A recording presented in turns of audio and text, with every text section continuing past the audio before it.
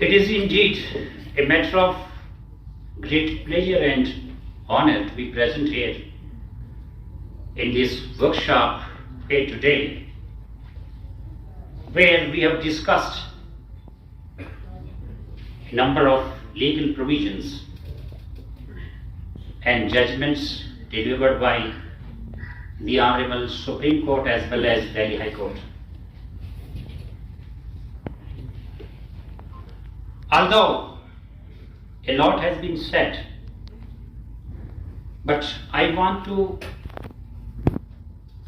throw some light on some of the provisions of law, including the Constitution of India. See, we are living in a democratic country which is governed by rule of law. So we must know the sources of law also, where from this law is derived. The main sources of law are constitution, statute, customs, and precedents, which we are discussing here today. So far as today's subject is concerned, we have dealt with the subject of remand, custody of an accused by police and judicial custody. Article 22, Class 2 of the Constitution very much says it is not only the CRPC which provides for this police or judicial remand. Article 22, Subclass 2 says that when the investigation of a case is not completed within 24 hours, the accused is to be produced before a magistrate for grant of further custody. Similarly, we have section 167 of the Code of Criminal Procedure, which provides for grant of remand by the magistrates. So, in the beginning of the session, we had dealt with the topic of remand, and our speakers have said that it is the judicial magistrate where an accused should be produced. Why it is so? How we are saying that he should be produced before the judicial magistrate? The provisions of section 167, subsection 1 clearly says when the investigating officer is not in a position to complete the investigation within 24 hours, he has to transmit the accused before the nearest judicial magistrate. So the word written is nearest judicial magistrate, and then subsection 2 of section 167 says that the magistrate before whom the accused is produced can grant this remand, either police or judicial remand. And in case an accused is arrested in an offense which is punishable with imprisonment up to 10 years, then the remand will be for 60 days. And if the offense is punishable with death, imprisonment for life, or imprisonment of a term of 10 years, then the remand is for 90 days. And in other UAPA cases and other cases, it can enhance also, subject to the satisfaction of the magistrate. But the executive magistrates are not debarred from granting remand, and it is made clear in subsection 2A of section 167, which provides that in case of non-availability of a judicial magistrate, the accused can be produced by the police before an executive magistrate, and the executive magistrate can grant remand, though for a shorter period, and that is police remand.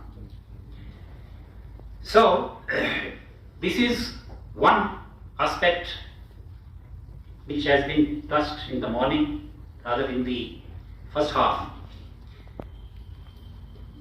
Then, very important subject which has been taken up today, which has been discussed, is the Motor Vehicles Amendment Act 2019, and the rules have been promulgated in 2022.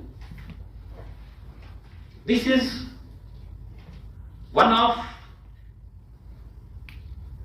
a best legislation which is victim-friendly legislation, and a time limit has been provided for completion of the investigation, for firstly for reporting the matter to the claims tribunal, then for completion of the investigation, for production of the documents,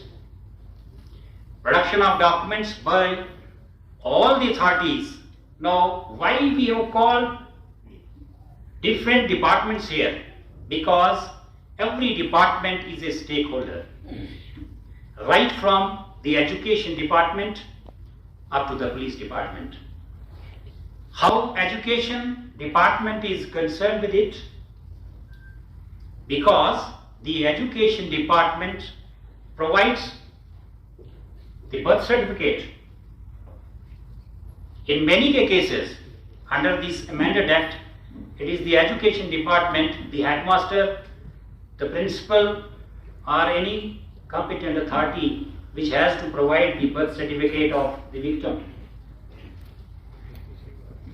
Because if we go by the postmortem report or anything else or any other certificate, that will take time. If a person is a literate person or is a student, school-going student, college-going student, his date of birth is available in the institution. So the education department has to provide the date of birth certification. Similarly, the registering authority, ARTO or RTO, he has to provide the registration certificate and other documents of the vehicle which is involved in the accident. So it is his responsibility to provide the documents within 15 days of the accident for penalty, and this is provided in section 179 of the MV Act. In addition to it, so far as police is concerned, if you fail to perform your duties, you are liable under the Police Act.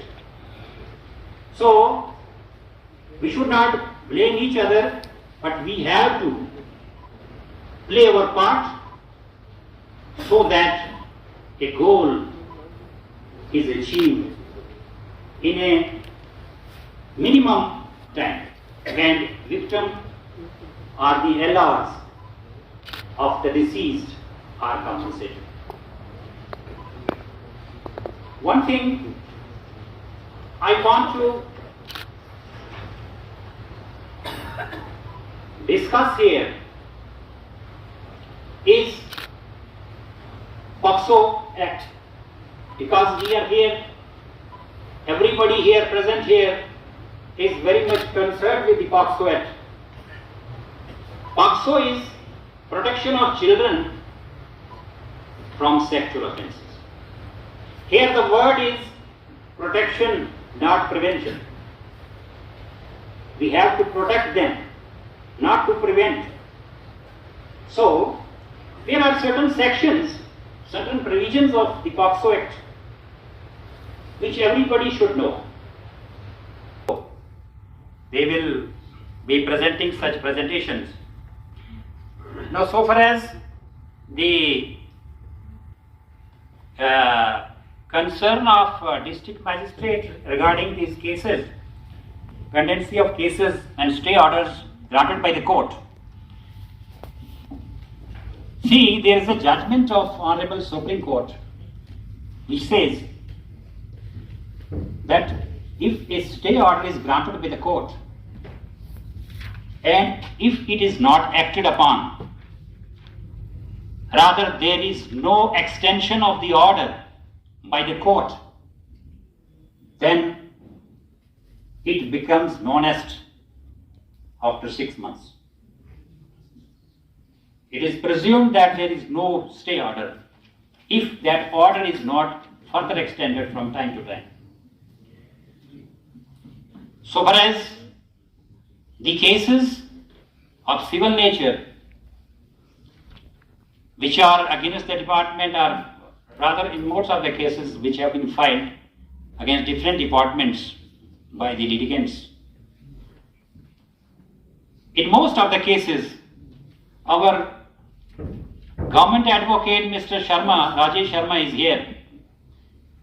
He says that he will cooperate with the government advocate or any other advocate who is representing their cases so that he can submit proper reply and argue the case in a better way. Anything more? Thank you very much.